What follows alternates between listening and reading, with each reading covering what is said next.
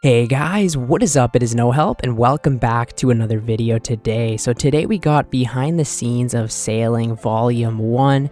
This is a massive post, so we're not going to be going through everything, just the more important parts.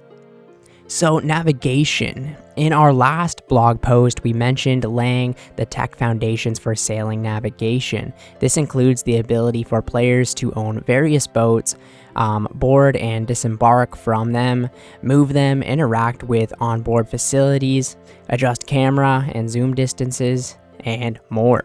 The next step is to bring all hands on deck with an open tech alpha.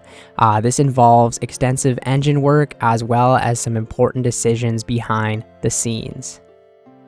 Our first question was whether boats should move like players or have their own unique movement.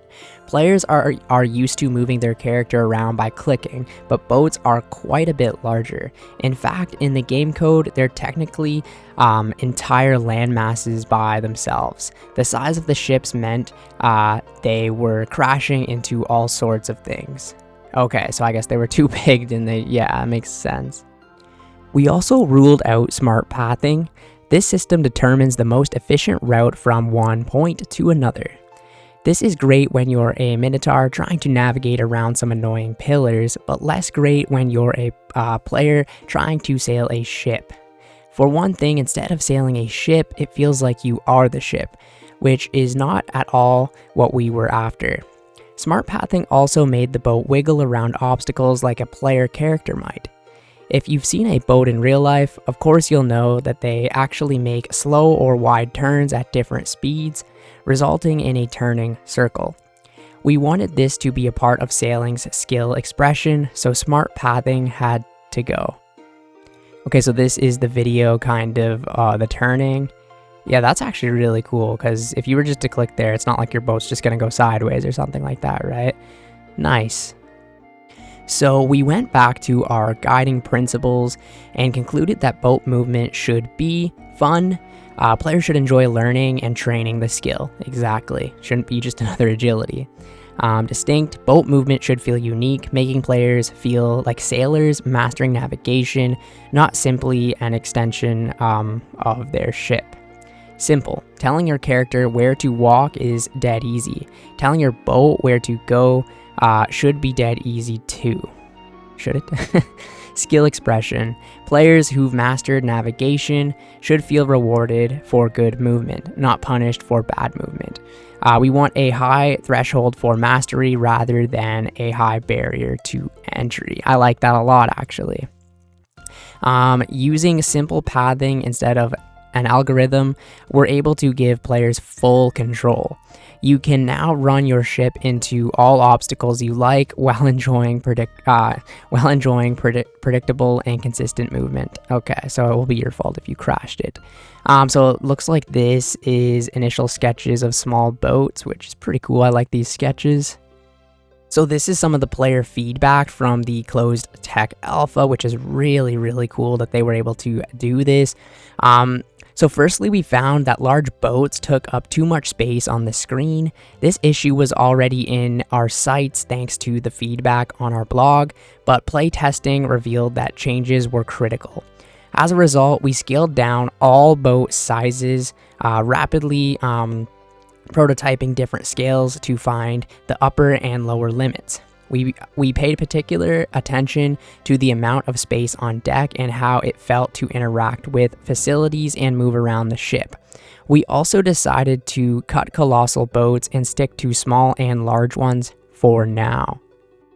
Next, we focused on improving camera focus while sailing. When you're not navigating, the camera will focus on the player character, and while navigating, it will focus on the boat.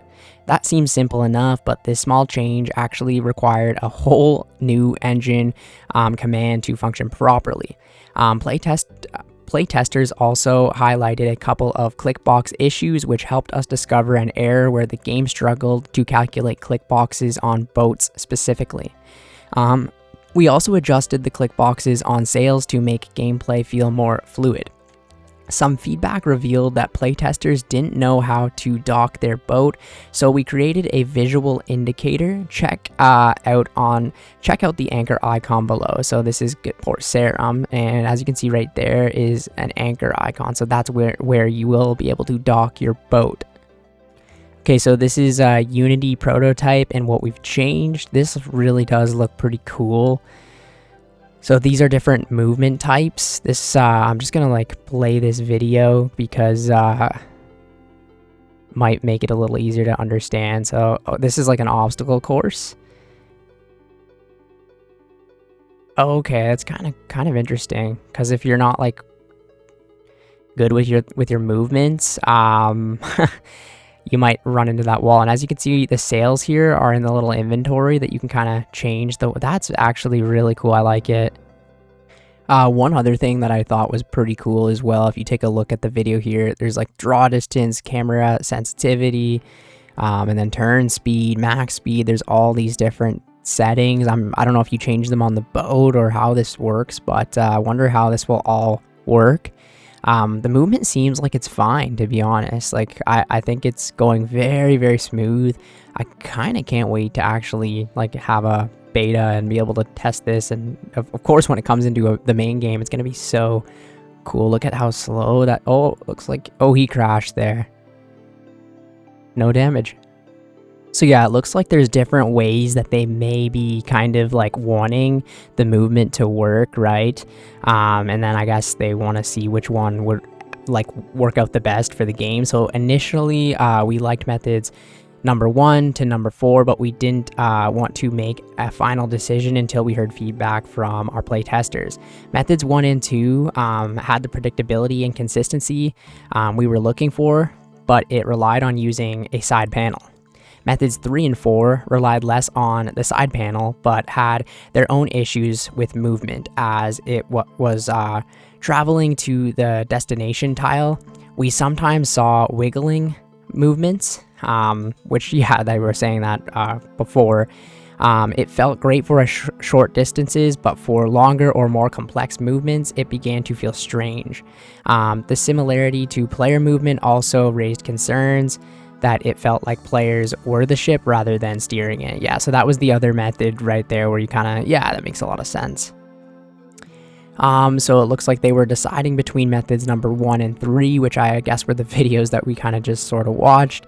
Ultimately, we decided to proceed with method number 1 as we really valued its consistency and predictability, and its adherence to the familiar grid system proved popular with our play testers.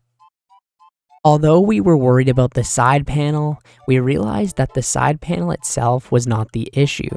The problem was that players didn't want to totally rely on it for movement. Obviously, I feel like that would just be horrible.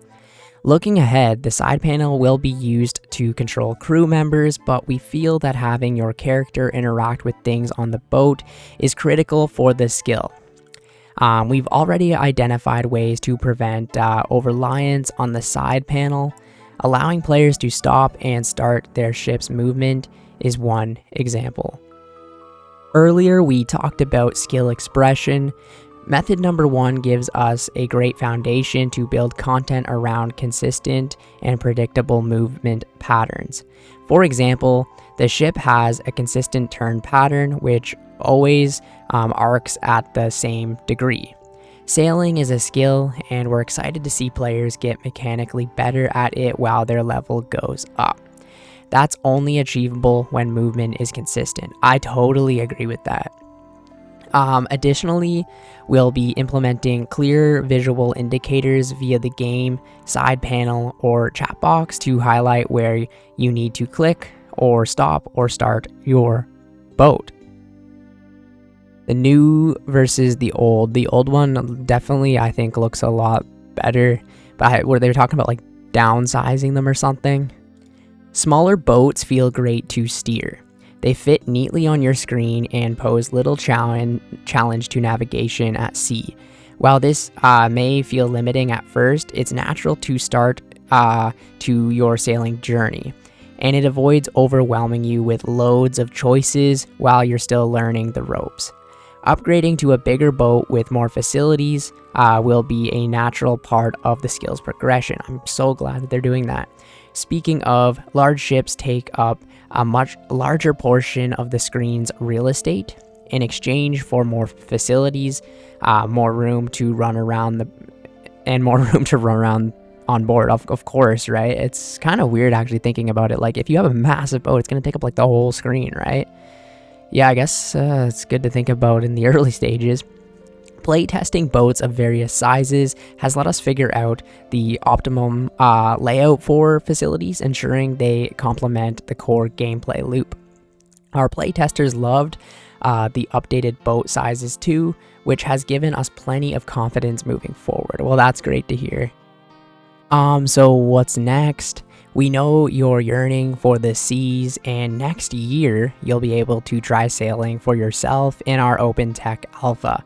So next year we're going to be getting a alpha. So I'm kind of glad they're taking their time with this though, so that they do get this skill right, because it's probably going to be the biggest update to ever come to old school RuneScape, and they should really, make sure that it's a masterpiece. Navigation isn't all we've been working on. This is just the first of many update blogs, and we can't wait to show you our progress as development continues. Much of sailing gameplay, such as port tasks and shipwreck salvaging, have already been added to the skill prototype. This means that you'll be able to try both of them in the open tech alpha next year. Additionally, we've started to map out areas of the ocean. Check out the starter zone on the map below. Where are we looking here? Where's the starter zone? Like the bay here? Okay, so it looks like, yeah, like different. This is like, I guess, where you would start Port Saram in the bay here. Huh. We've also developed new tech for future ship combat. The GIF below shows players casting spells from a ship. It may not look like much, but even small things like this take a great deal of engine work, requiring bespoke solutions for complex problems.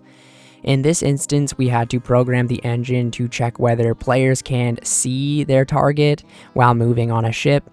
All the hard work that goes into these features is well worth it, because they pave the way for more exciting encounters farther down the line. So as you can see, this one guy is casting a spell on somebody in another ship. That is hilarious. Also, I was just taking another quick look at the picture right here.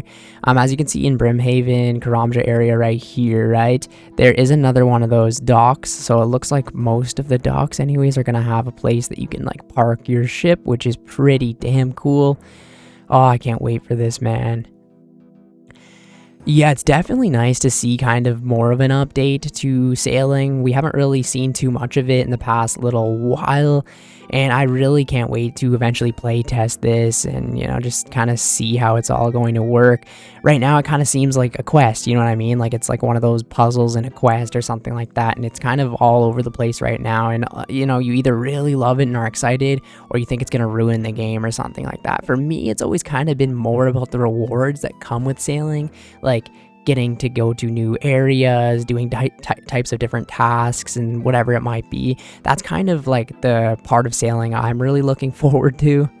I guess what I mean by it is I'm more excited for like the reward potential with sailing and the farther updates that it can provide.